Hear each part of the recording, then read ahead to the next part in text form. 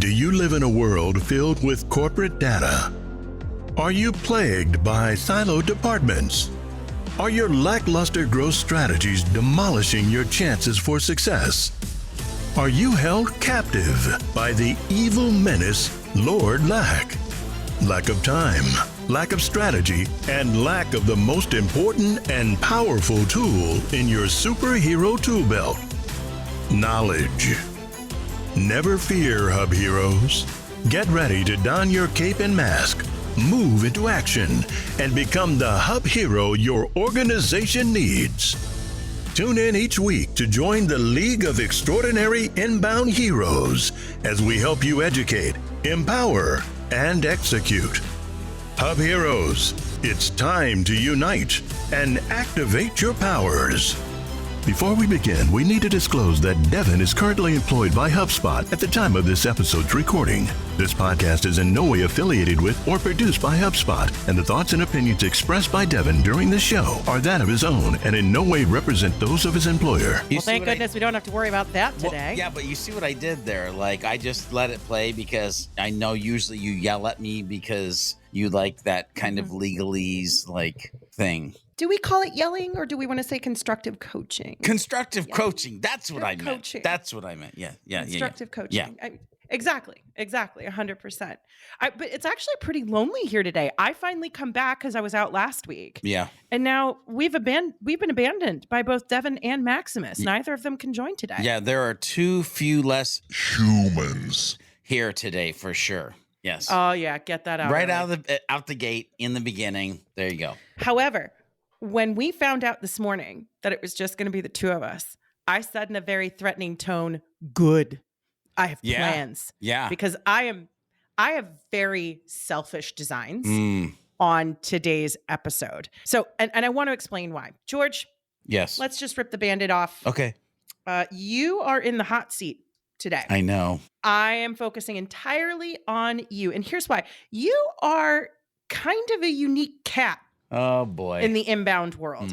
I mean, let's be honest. Dan Tyre, the one and only Dan Tyre, told you a couple of years ago that you are inbound in human form. Yeah. Now, for those of you listening who may not know George's entire backstory, let me just run down the roster here a little bit because it really it's really important to understand the discussion of why I am having this discussion with you today. You have charted a remarkable course through the inbound industry for more than a decade. You started as a website guy at a small agency in Ohio before discovering HubSpot in 2012, that's an experience you've talked about and how it changed your life. Yeah. Although one of my favorite things that you talk about from that time as being the website guy at that small agency is you're like, energy drinks and Doritos went in, websites came out. And I just thought that was always really funny. Guy. You were that guy. You also worked closely with Marcus Sheridan of They Ask You Answer fame and his agency, The Sales Lion. Then you and I actually met when you came to Impact, when Marcus merged with Impact. Yeah. And then you went on to Impulse Creative. And now, today, you are the owner of your own HubSpot agency. Yeah. Something that you flat out to my face less than 2 years ago told me that you never wanted to do, but today you're proud of it. Yeah, yeah. And all during that time. No, go ahead, George. Yeah. Chime in. I mean, there's a couple of things. Like, what's fun is I was just on another podcast being interviewed and telling some of that story, Liz. And one of the things is fun to always kind of let people know is I worked with Marcus Sheridan before there was a book, They Ask You Answer. Like, he would do the content training and I would do the HubSpot training. And out of that and out of the success and what he had done at River Pools, the book came out of that. And so that's a fun piece. But then, June 2022, I got you to help me with voice and tone for GeorgeBThomas.com because I started George B. Thomas LLC. I had a buddy of mine, by the way, his name's Mick Hunt, say, dude, you need to find a name for your agency. And I'm like, I'm not really starting an agency. I'm a lifestyle brand. I'm going to find a couple clients. I'm going to teach them how to use HubSpot and I'll walk off into the sunset as the HubSpot guy. And needless to say, the universe had something else planned. And you're right, Liz. Literally, as we're recording this earlier today, I was working on some pages for the agency website because we are blatantly going to be and are showing up as an agency, scaling like an agency in different ways, training, onboarding, optimizing, processing, ClickUpping in the manner of agency. And honestly, again, in the last podcast I was being interviewed in, I got invited to be part of a group of agencies that like to work together. And I said, I'm in. I want to be with my people so that I can lead the way. And God, I never thought I would say that in a million years. You're having a Little Mermaid moment. I want to be where the agencies There are. we are. That's it. That's it. I love That's it. where you are now. I am. And we're going to be talking about that, by the way. If you think that answer is going to satisfy the questions I have for you on your about face, you are sorely I was mistaken. hoping that would just be like, and now we can move on to HubSpot tools. So constructive coaching, no.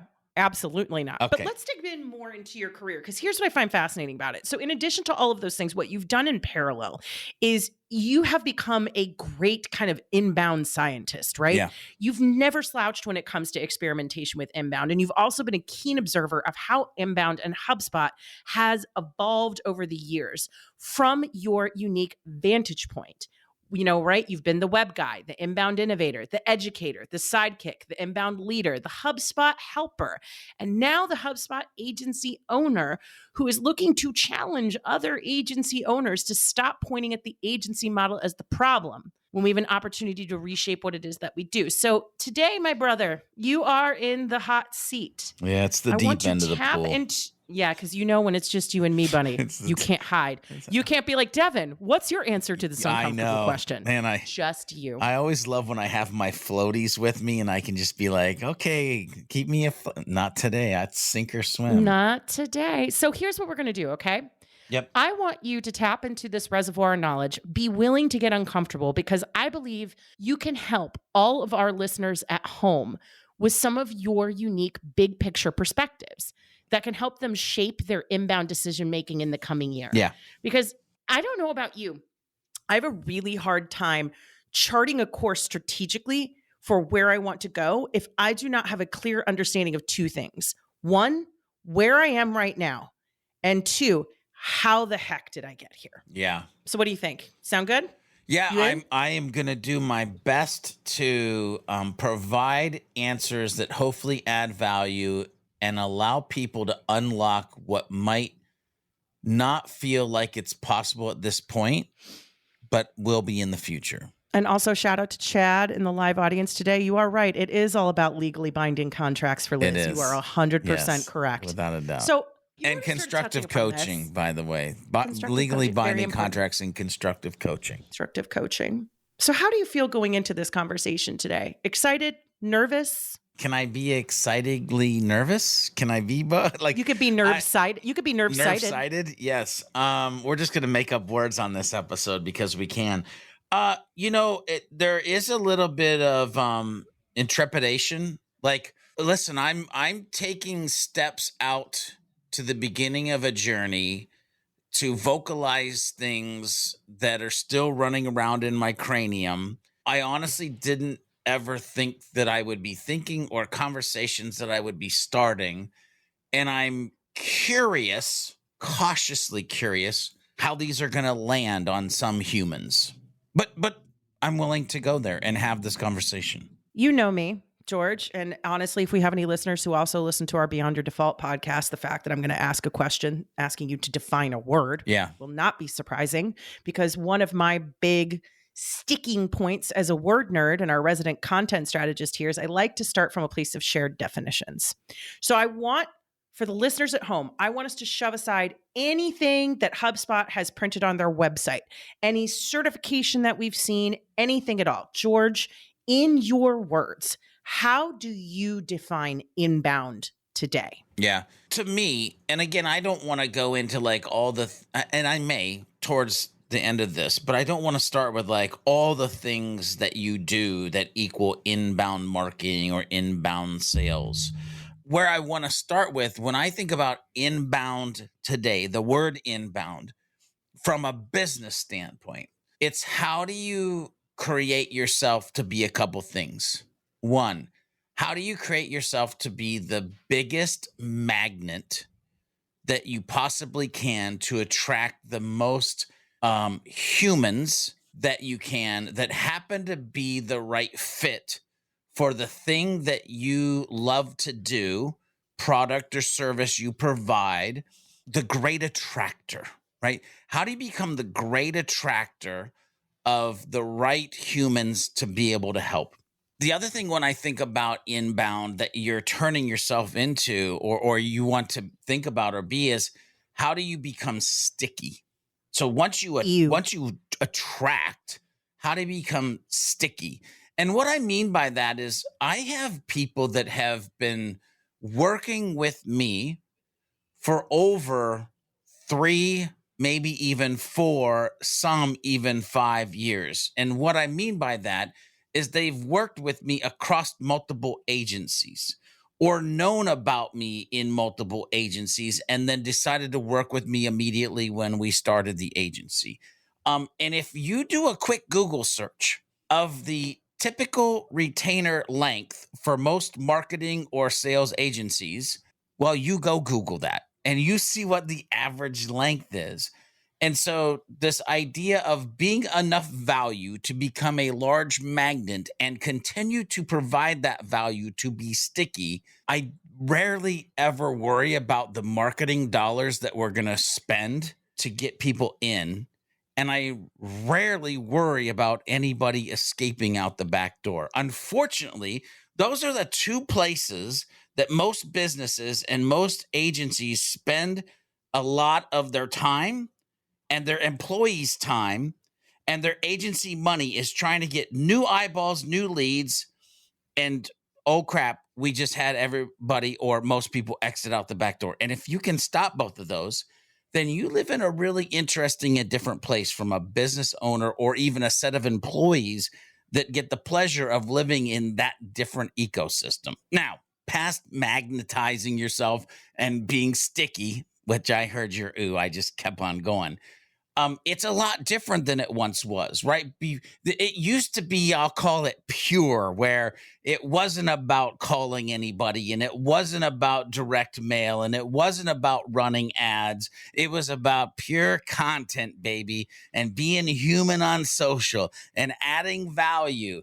And back in the day, it was about having some weak blog tool and a couple keyword tools inside of like something that you might be able to halfway send an email and hope that it went out most of the times. That has changed. The software has changed. The methodology has changed a little bit. The humans that we're serving have changed. And so we have to realize, like, when I say inbound, it's all the things in all the ways that you, and here's what I want to just throw out there. A lot of people will be like, oh, email's dead. Oh, direct mail's dead. Oh, billboards are dead. Ladies and gentlemen, first stake in the ground, nothing on the planet is dead. It's dead when you do it shitty. And so inbound means I am going to hold my business, my employees, and the people that are putting things out to an expectation of it being valuable, helpful, human. Listen, I've been chanting the happy, helpful, humble human for almost 12 years now. That's an happy, helpful, humble what? Happy, helpful, humble humans. Oh, happy, helpful, humble humans for almost over 12 years now. And it's because it's an expectation that I've set for my Dan Tyre. You're inbound in human form. An expectation that I've set for myself. And by the way, for the employees or people that work at Sidekick Strategies. This is why Jorge Fuentes went from 6 certifications to 43 certifications in under a year, because there's an expectation of creating yourself into a valuable human who can give back to the world selfishly and realize that what you reap is what you sow, and it will come back to you. I'll get off my podium or pulpit, whichever that was, for a hot second. How about this? I'm going to give you 30 seconds to hydrate because I have another question for you, because you started tapping into where I want to go here, right? I think Anybody who's listening to this podcast, likely you are not a new kid on the inbound block, right? You've been around for a year or 5 or 10. And we all know, I think, the obvious ways in which inbound and HubSpot have changed, right? Like we've seen more dimension get added. The platform itself has become a lot more complex. We're seeing more integration of, instead of it just being, a purity test with inbound, we've had multiple episodes recently where we've talked about how do you marry traditional outbound tactics with the inbound methodology, because they can all play nicely together. But what I would like to hear from you is, setting aside the obvious ways in which the platform has changed and which the methodology has evolved, I'd love to hear from you, as someone who has had this front row seat in a variety of capacities, the ways in which inbound and HubSpot have changed that are the most surprising to you. That if you were to go back 2 years, 5 years, 10 years and say, this is where it's going to go, you'd be like, are you freaking kidding me right now? Yeah. Well, I mean, there's just so much to choose from. You got to remember, back in the day, it was some marketing automation software. Literally, that's what it was marketed at. It was like marketing software. So the fact that it ever became a service tool with all of those pieces is crazy to me.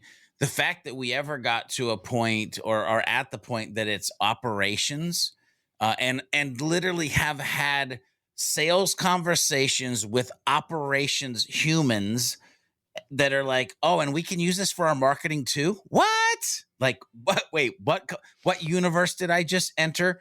I can't tell you the amount of organizations that I'm now having conversations with.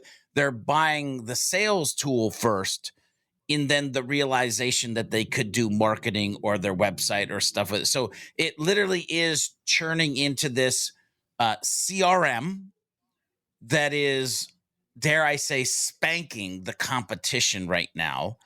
In the narrative that is happening. Now, here's the other thing. I used to joke back in 2015 to 2016 of like, the next hub we need is e-commerce. And so the fact that e-commerce is part of inbound, because it's like, really? How did that happen? Or part of HubSpot? How did that happen? I can tell you there was a time where I lost my mind when they added the ads tool to HubSpot. And I was like, this is a travesty. Ads aren't inbound. Ads are outbound. They're annoying. That's why people have ad blockers, because they don't. But like, if you do ads right, then ads can be inbound. And so it's all kind of like evolved. But here's what I am kind of most shocked about when it comes to inbound is the way that it has been flexible enough to work pre-pandemic, during a pandemic, and post-pandemic, because it's just some fundamental principles that, when applied properly, and you as a business owner or agency owner are focused on the humans, that those principles just continue to work. And they're able to be modified as needed. Hence why we've been having conversations around SMS and direct mail and ABM. And I'm sure that some of the listeners are like, these people are losing their mind. Why are they not just talking about pure inbound and pure HubSpot? That's because, ladies and gentlemen, we just been trying to change your mind to the fact of what it is. Completely agreed. It's so funny. I had similar reactions when that stuff started rolling out. You've got a few years on me in terms of inbound veteran status, but I've been kicking around this inbound block now for more than a decade. And here's what I find fascinating about it is I had the same reactions when people started rolling some of this stuff out. Like, this is completely antithetical to the idea of inbound. This is completely flies in the face of everything that we're teaching with inbound marketing. And there was this weird kind of artificial purity test that we applied to it. And not to sound a little bit hokey or a little bit like Matthew McConaughey here, but the reality is that like inbound, I think for a lot of us, we did not realize we were treating it as a one-dimensional set of marketing tactics, when inbound is a state of mind, baby. And you can apply that state of mind to pretty much anything. Like, if you're going out there and if you are leading with the servant's heart, if you are showing up in emails, in ads, in SMS texting, and the strategy and the decisions you made in order to develop the strategy to the content that you were serving up is built with a laser focus on being genuinely helpful, genuinely of service, genuinely there with a purpose and an intent that puts others ahead of yourself. That is what inbound is all about. Yeah. Genuine. Like, just jot that word down in your notepad, because that's where it's at. Like, this is not a fake it till you make it spot. This is like you're genuinely coming to a place with servanthood and love, hoping and praying that you can help that human, that organization or set of humans get past the thing that is either going to completely demolish the chance of success or make them struggle longer than they need to get to the place where that organization and those humans can change. And I know this is going to sound grandiose, but I've thought this way since 2013. It's about helping the individual human or set of humans in an organization so that they can have success, so that they can change the community, and the community can change the city, and the city changes the state, and the state changes and it goes on and on and on. And I'm literally this guy who has been dropping pebbles across the world, inbound pebbles, to just see what waves would be able to happen to have global change in the way that people would do business. I completely agree. Also, as a side note, I'm thinking this year at Inbound, when HubHeroes does a live recording, I don't care if it's in the parking lot outside of the convention center, we need to have swag that is our literal HubHeroes branded backpack, snack, notepad, and a pen. Given how many times we're like, grab a snack and a backpack and a pad and a pen. That would be pretty dope. 100%. All right. Swag aside, let's lean into this a little bit more deeply, because we're starting to talk about mindsets, right? And how people might be thinking about inbound versus how they should be thinking about inbound. So there are a lot of different misconceptions, myths about inbound, but I would love to hear from you. What are the maybe 1, 2, or 3 most insidious, most costly misconceptions that most inbound practitioners have today, whether they're business owners, marketing leaders, sales folks, whomever? Oh, you really do want me to get hate mail. I do. Constructive coaching email, please. So first of all, so many people end up at the orange drinking fountain of HubSpot and start to use the software. And more now than historically, they have jack squat of what the inbound methodology, the buyer's journey, or anything that HubSpot Academy used to educate almost the entire community on. Because they're simply buying HubSpot CRM and they're turning it up for a sales tool or a service tool, and they're on their way. So the lack of educating yourself around the methodology, aka the religion of why you're actually taking the actions, is just way different than it used to be. And it's what you used the word insidious. I would call it insidious. So having a growth mindset, being able to lean into the actual methodology or religion of the inbound tactics and strategies that you're applying, and understanding why is it better? Why should we do it? And your team understanding that. It's not a silver bullet. It's not just another way to do business. It truly is. You said it's a mindset. It's a lifestyle if you're really doing it right. And there's just so many, God, I am going to get hate mail. There's just so many people that say that they're doing business in an empathetic way. There are so many people that they want the outside of their brand to look nice and shiny and polished. But when you start to look a couple layers deeper, it's just a polished turd. Okay, let's add some dimension to that turd. What are some examples of polished turds in the inbound space? Give me clear examples. Are you empathetic, or are you really just blank? No, so are you of value, or are you just blank? Listen, I'm not going to name any names, But there have been multiple times where I've looked at other agencies on social platforms and said to myself, you are noise and you are nonsense. Like what you are doing right now is of no value to anybody except for yourself. And that is not the inbound way, right? I wish I had a Mandalorian helmet on it. This is not the way. Like, and so you should, and I've even said, I had a meeting with a pretty high up person in the HubSpot partner ecosystem. And I said, I really do believe we've reached a day where there needs to be a way that you can lose your citizenship to the partner program. Like if you have an agency and you've made the website look great and you've got all the services that show that you're an inbound agency, but at the end of the day, your employees are burnt out, they're not providing a good service, and you're just frankly a douchebag, why are you in the ecosystem? Anyway, I told you I'm going to end up getting hate mail. So if you're an agency owner, 99% chance I love you. 1% chance you're the agency or agencies that I'm talking about. I apologize in advance if I've hurt your feelings. Let's move on. So we're not going to do that. We're actually not going to move on because so you jumped ahead in the storyline. So you know what? We're going to take a little sidebar here. We're going to take a little sidebar. If you excuse me, I'm now going to scroll through my questions from hell. George, since you brought up agencies, which I wasn't going to get to until later, I'm going to go ahead and skip to that. And then we're going to go back to the other stuff. So talk to me about HubSpot agencies, because about a year ago, you published an incredibly powerful article in which you passionately challenged the rising sentiment that the traditional inbound and HubSpot agency model is completely broken, and instead said, we are the problem. Now, here's what I find fascinating about this that I want to underscore for the listeners before I get to this question.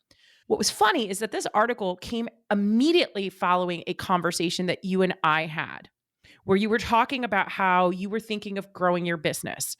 You were starting to realize that you were not a lifestyle brand, that, you went into this journey with one goal, and that was to genuinely help people. Because the great irony here is that even though you were leaning into the lifestyle brand, you were doing so you didn't actually have to focus on yourself. You were doing so from the perspective of, hey, I'm just a guy and I'm just here to help, right?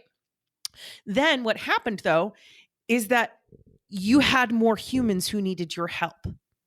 More humans than you expected showing up at your doorstep. Different humans than you expected. Because when you started, it was like looking at the business owners, looking at the market leaders, but then you started having agencies show up too. Like the dimension and the volume radically shifted. Yeah. And so you and I had this conversation where you said, well, I'm not going to be an agency. And I said, well, why not?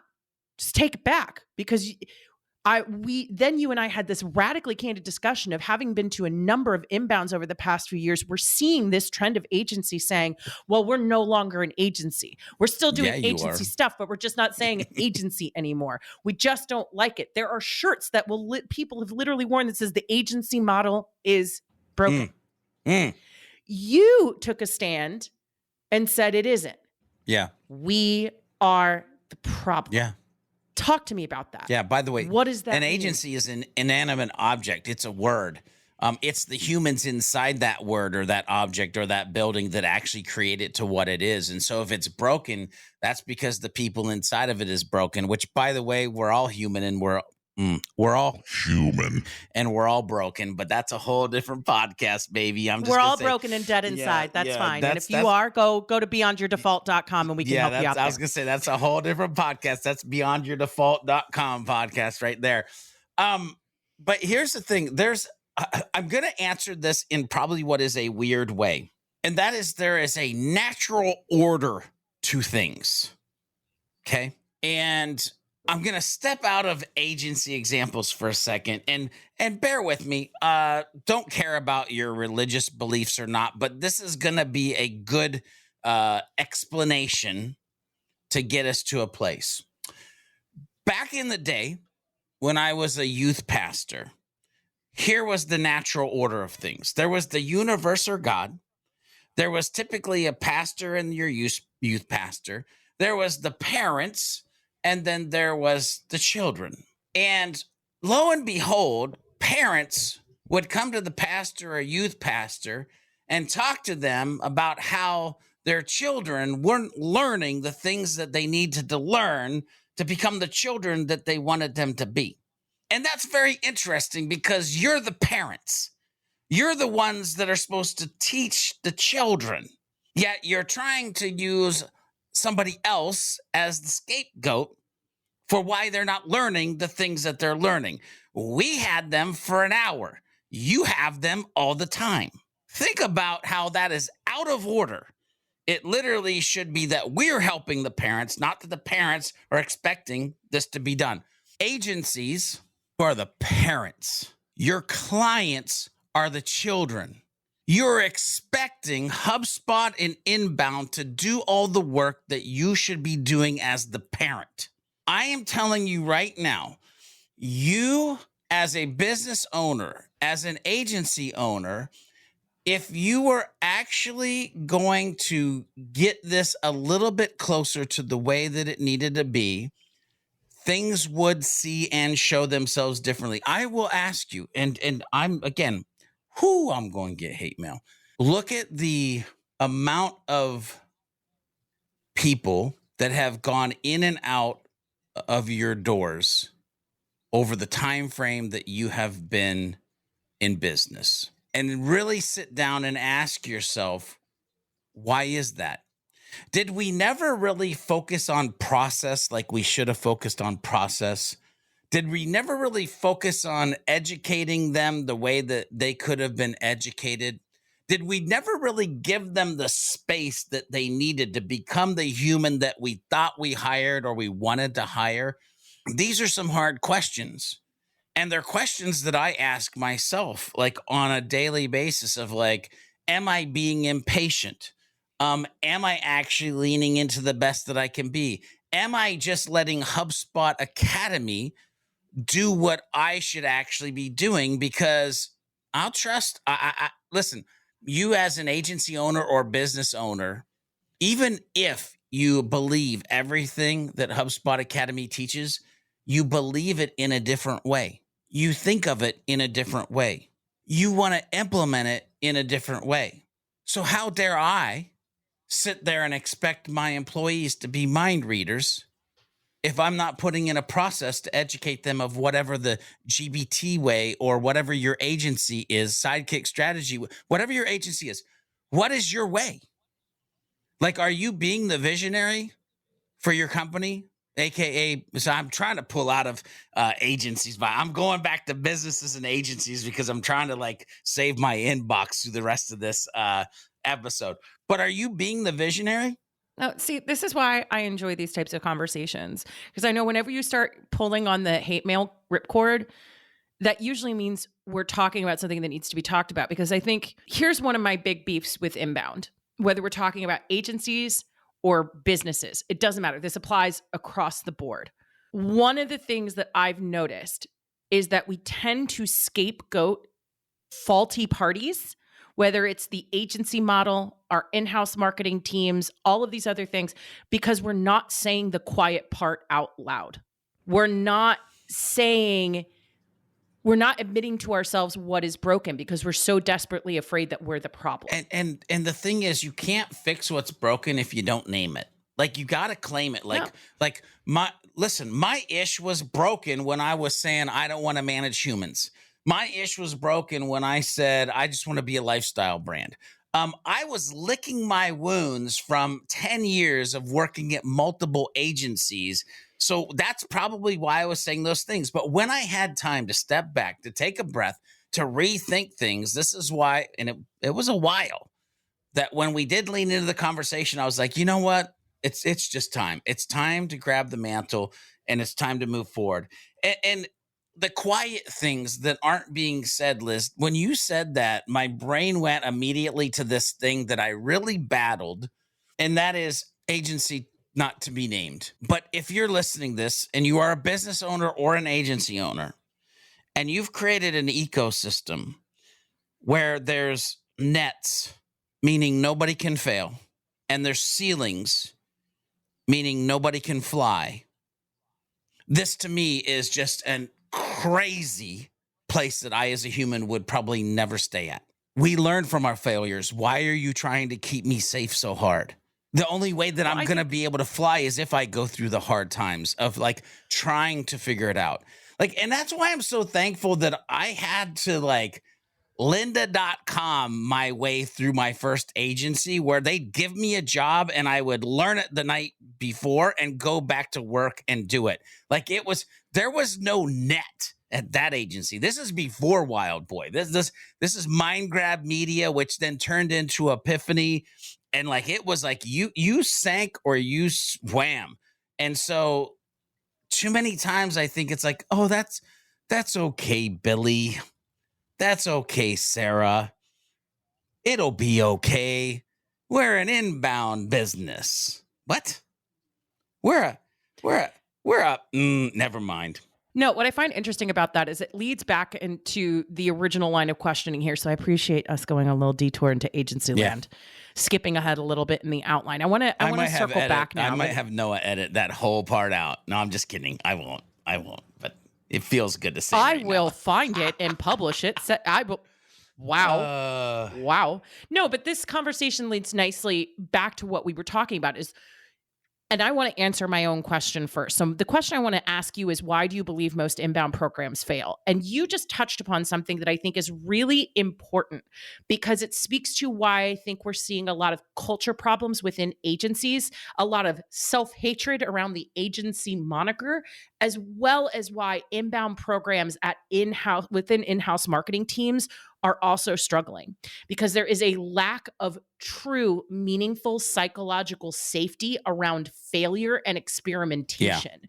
There's a lot of talk in inbound of like, fail fast and, iterating, and we're not going to get it right the first time. We're just getting a V1. But actually, when things fail, it can become highly costly. Yeah. Now, I understand that in some cases, hey, sometimes you mess up and it is a big ass boo-boo, and there needs to be some accountability and responsibility. Yeah. That is wildly different from creating a two-faced culture where you say it's okay to fail, but you don't actually allow for any experimentation. I mean, as a content strategist, I've been doing this for over 10 years. I've written a lot of content about a wide variety of topics. And my content version of what you were just talking about is something I experience on a weekly basis. Earlier this week, I had fun writing about the economy moving from globalization to deep inward globalization. And as I was writing it and researching, I'm like, I understand 70% of what it is that I am saying. Yeah. And the other 30% is going to come through research and re-listening to this interview over and over again, like 1,000 times. Yeah. Like, there has to be this ability, this healthy safety nets and healthy reach goals that allow people to move. Well, I don't even know if it's, because again, I have this hang up with nets, but here's what I'll say, because it's one thing to say fail fast and then fire a sucker because they actually tried to do something different or strange. Because they failed fast. and so, like, it's sweet. Anybody can Google quotes. Anybody can watch an inspirational YouTube video and pick up something that somebody that said from stage, and this is our mantra, until it isn't, because it wasn't your belief structure. And I think that's why maybe Dan Tyre said inbound in human form, because inbound became part of my belief structure. It became part of just the way that I would do things.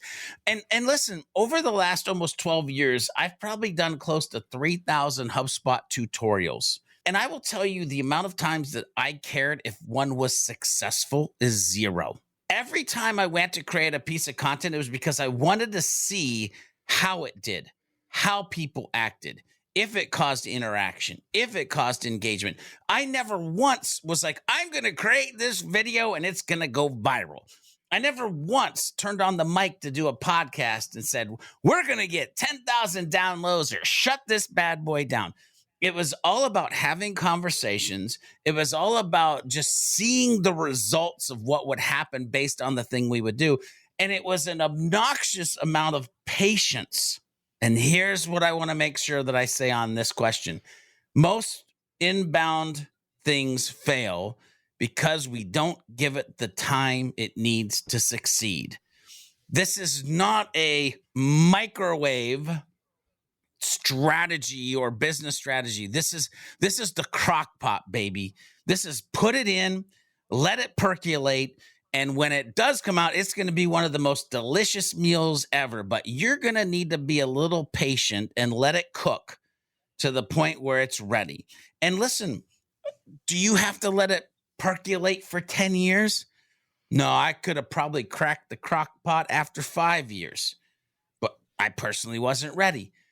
But you got to give it time. It has to be a set of beliefs, not a set of sayings. And listen, you have to care about the humans internally and externally more than you care about yourself. And that's hard to do.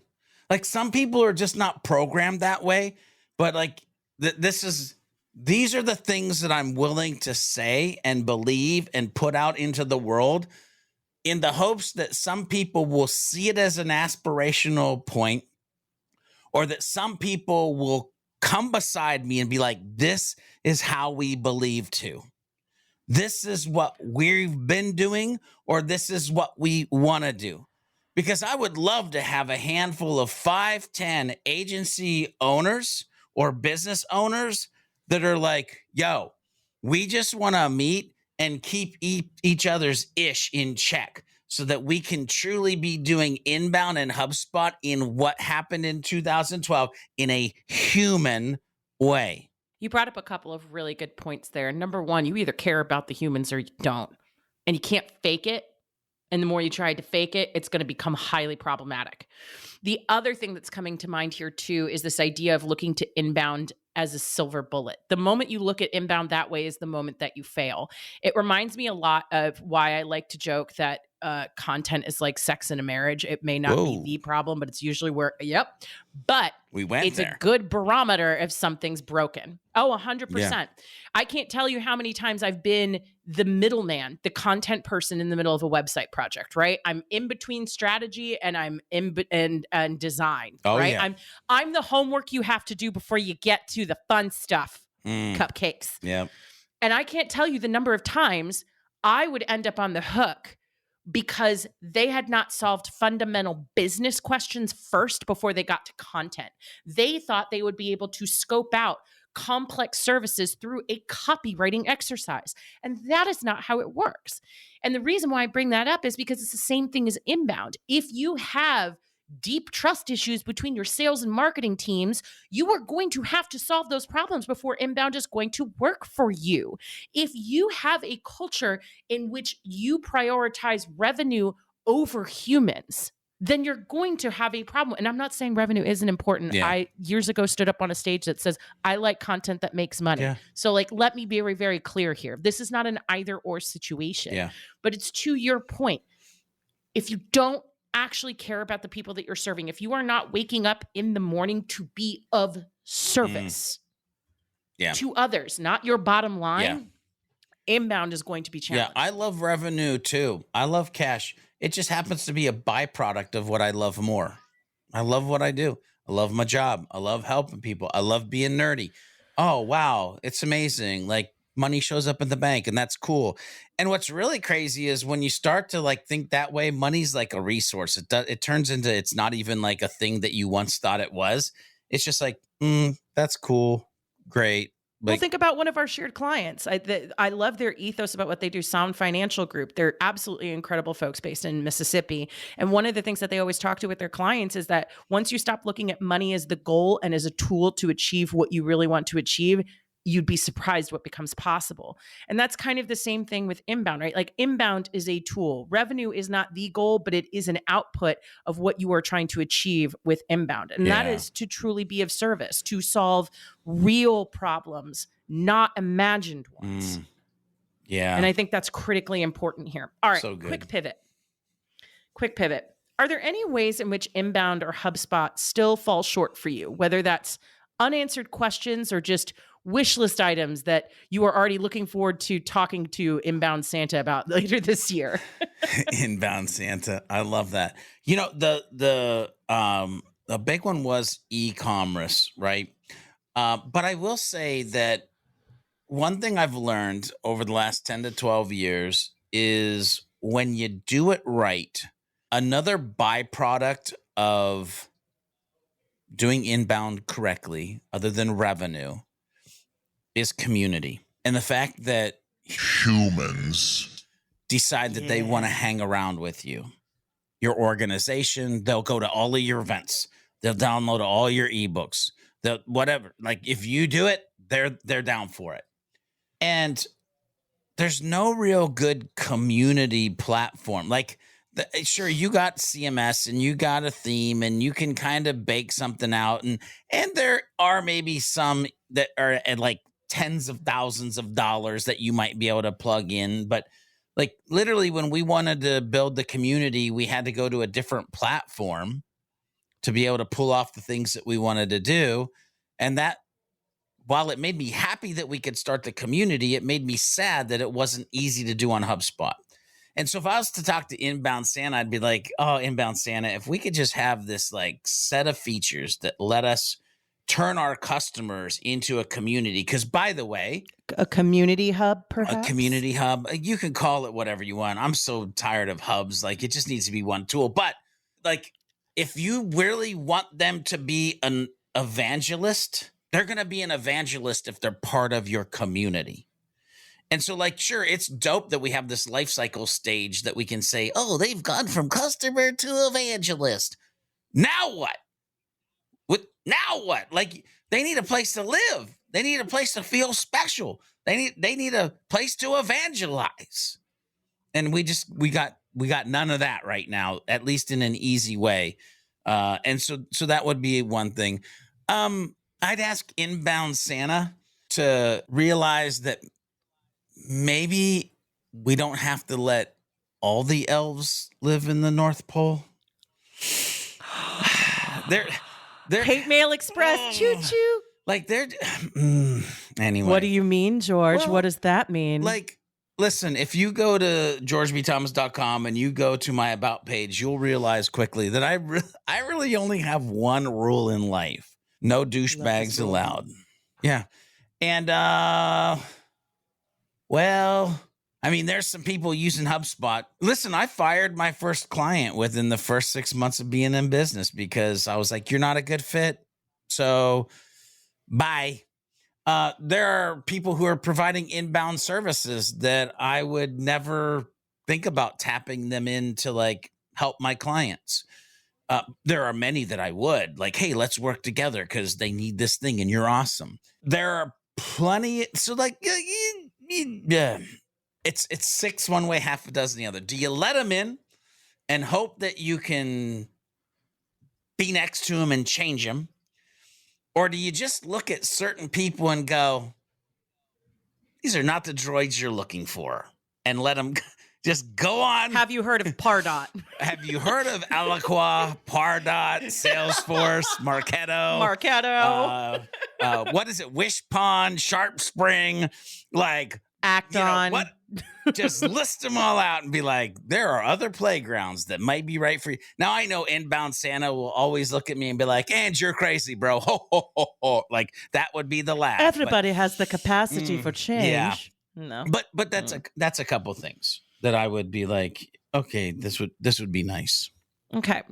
I got a couple more questions before we wrap up today's conversation. So first, as you look to the horizon, where would you challenge business leaders across all departments? So whether we're talking about owners, marketers, sales, service, ops folks, whomever, where would you challenge those folks to push themselves with inbound and HubSpot to see the best results?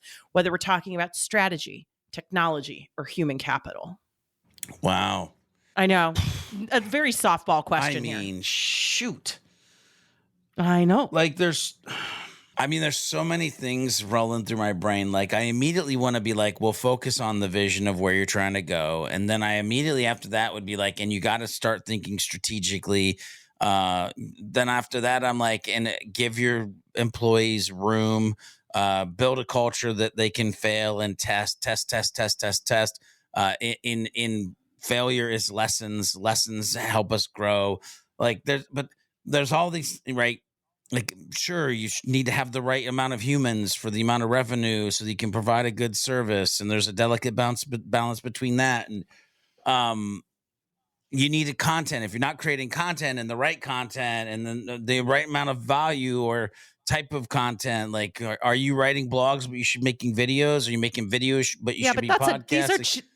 George, I'm going to interrupt you. Hang on. These are checklist items. I'm getting somewhere. Like all of that runs into like my brain flooding in. But the thing that I'm going to actually say, and it might not be super, yeah, let's do that. And it might not be a super like, oh, I understand exactly what he means. Man, you got to focus on love.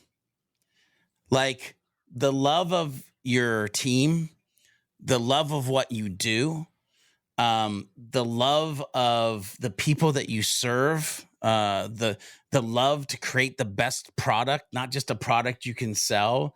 Like, listen, like, so many of us spend so much time doing shit we hate with people we don't like. I just don't get it. I don't get it. I would much rather make less money doing something for people that I love. That's your focus. Out of that, vision will come. Out of that, strategy will come. Out of that, having a human focus will come. A human strategy will come. A human business will come. Because fundamentally, when that love and empathy and the core principles, core values of what truly Inbound kind of was trying to masquerade as is a good human in a digital form, all the rest of this will show up in the way that it's supposed to. That's freaking fire. Or it's a bunch of hate mail in my inbox. If you're getting hate mail about leading with love, then I really don't want to know who those people are. I'd probably just delete it anyway. It's called constructive coaching, everybody. Yes, that's love what I've been more, doing this whole less. episode. Constructed. I've just been bearing my heart. Honestly, this whole episode is like, here's my heart, here's my soul. Here are a bunch of thoughts that are marinating but are not fully baked on this whole human business, HubSpot agency partner ecosystem, being the best business owner that I can be, creating a culture at Sidekick Strategies that doesn't end up like most, and really embracing this. It's the people that were broken, not the term agency or the term business as we move forward. I love that. Well, based on some of the discoveries that you've made internally as we've gone through this conversation, my last question is this. Coming out of today's conversation about Inbound and how it's evolved from your unique vantage point, what are the big questions you will now be asking yourself as you go into the rest of this year? Yeah. How are you going to challenge yourself? Yeah. It's funny. I feel like I'm supposed to say something like, how big we can get and how far we can take it. And now that we've unleashed the beast in the brain, like how fast can we run? It's not where my brain is at all. It's how can I slow down and pay attention to every little micro detail to make the right decisions for everyone involved as we move forward. So this can truly gain the speed, the breadth, the depth that I believe we're going to have as far as an impact on the planet. And I mean the planet, because we jokingly said, that's another podcast, beyondyourdefault.com. Like, we're coming at this in two different directions. Yes. Do we believe we should be an agency, and should we lead the charge on how can we create great human-centric, loving, empathetic agencies and agency employees?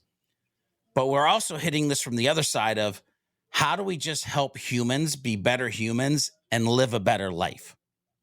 And so we're not just thinking of this from an agency business owner.